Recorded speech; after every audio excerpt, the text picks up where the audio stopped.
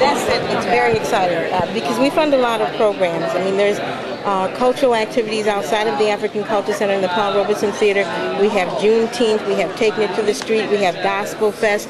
We have a whole bunch of programs, and all those people that were here today represent those programs, which meant that if it didn't happen, they were not going to get money in order for them to pursue with what they do in the summer. Well, there were shortfalls in the budget as proposed by the county executive of at least $6 to potentially $10 million. And there's still shortfalls in the budget that was passed by the legislature, including over these overrides. They didn't account for $5.3 million of money for ECMC. There's a potential $3 to $4 million hit because there's not enough money in the budget for overtime at the holding centers and the departments of public works.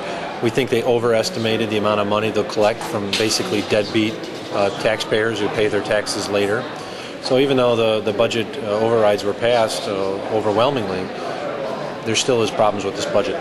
So what happens? Where does this go? Well, my office is going to monitor this as we go forth in 2009, and if it looks like we're in a deficit situation, I'll declare a deficit. I can guarantee this, as of right now, we're supposed to pay $5.3 million to ECMC in March that we do not have in this budget. Everyone knows it has to be paid, and if I pay it in March when it comes due, it actually goes to the state first and then ECMC. That'll be a deficit situation. So I'm going to have to keep an eye on it, and if we get to a deficit situation, I'll announce it, and then the legislature and other people will have to fix it next year. I don't think so. I think that my constituents, I came here with a class that they wanted change, and I think they wanted to hear someone that was going to look at the numbers, look at the real numbers, and tell them the truth. Did you hear from culturals in your district? Or? I did, and I'm going to tell you, I fought to restore the culturals. The problem with they're not properly funded.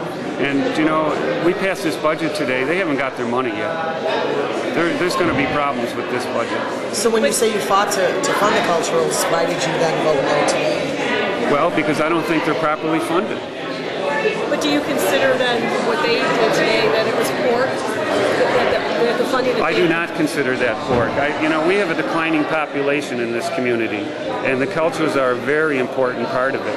I support the cultures, but today, the way this process played out, they were not properly funded. When you say not properly funded, what do you mean? Well, I mean that reoccurring revenues do not match reoccurring expenses. So you're saying you need the money to pay to fund it? I don't think they were properly funded. Is it frustrating for you in there when you're the only voice dissenting on some of these amendments? Is it frustrating that your fellow legislators aren't seeing what you see?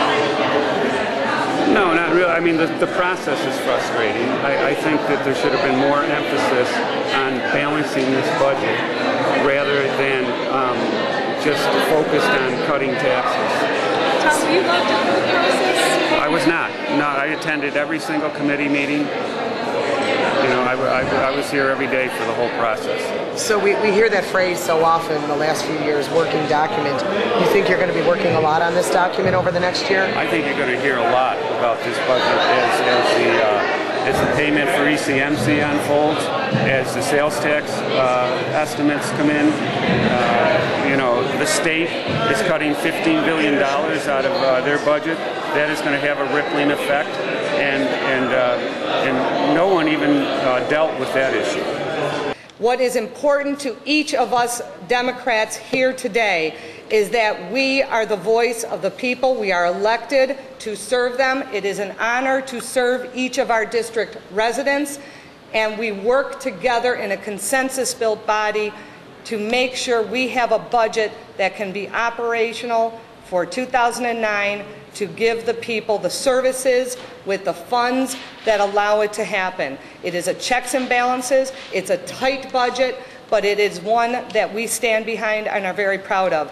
When you see all of the people in the audience today, you remember that the county budget is not some ambiguous, sort of meaningless document with lots of details that don't really matter to folks. I mean, you see actually that the document does have an important and powerful impact on the community, and you recognize that people are actually counting on the county budget to deliver the kinds of quality services as well as the kind of quality of life that this community has come to know and appreciate. The youth organizations were here, the parks were here, the cultural organizations were here in force, and you see how much that matters. In regards to the cultural organizations, I just wanted to read a couple of statistics that we have here that are important to note.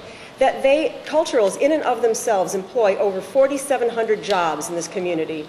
They directly put close to $93 million in economic impact into our economy, with the audiences adding another $62 million, and they generate over $24 million in state and local sales tax, all annually. So to consider them pork, as has been noted, is a big overstatement, and these organizations cover the entire county, not just one person's district. Cultural tourism is an important part of our community, and that's what we addressed here in this budget as well. Let's really look at reality. I just came from the auto workers. We know what's going on in Washington. We know what's going on around this country. The bottom line is that we have a CEO running the government right now who is in big business. He lives in a rich area. He's lost touch. $18 is a big raise to the people of the 12th district in my rural community. We sat down as legislators. We said no tax increase. We worked our tails off not to increase taxes. And the rhetoric coming across the street right now is we're going to raise taxes even more.